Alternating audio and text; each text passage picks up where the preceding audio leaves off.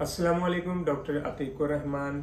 आज हमारा टॉपिक है कि कैंसर कैसे होता है। सबसे पहले कोशिश किया करें कि अपने मुंह की ओवरऑल हाइजीन अच्छी तरीके से किया करें। दांत के अंदर कैविटी बन गई है या कुछ स्वेलिंग हो गई, इन्फेक्शन हो गया, रेशा बन गया, पेन स्टार्ट हो रही, ठंडा गर्म टीसें पड़ रही हैं या झिनझनाहट सी हो रही है तो फौरी डॉक्टर के करीबी डॉक्टर के पास जाएं, अपने दांतों का ट्रीटमेंट करवाएं। अब आपको एक वीडियो दिखा रहे हैं जो मेरे पास पेशेंट आया, उनको कैंसर की अलामत पाई गई।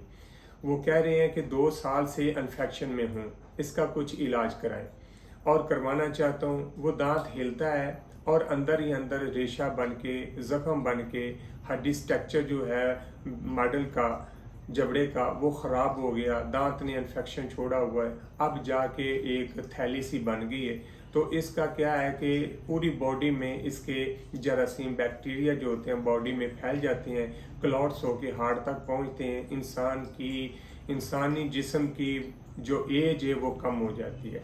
लिहाजा आप कोशिश किया करें, हर डॉक्टर की वीडियो में यही कहा जाता है कि दांतों की हिफाजत करें, दांतों का ख्याल रखें। दांतों का कोई भी मसला इन्फेक्शन में हो तो फौरी डॉक्टर के पास जाएं, जाके अपना इलाज कराएं। अपनी सेहत का ख्याल रखें, दांतों का ख्याल रखें। अल्लाह हाफिज़।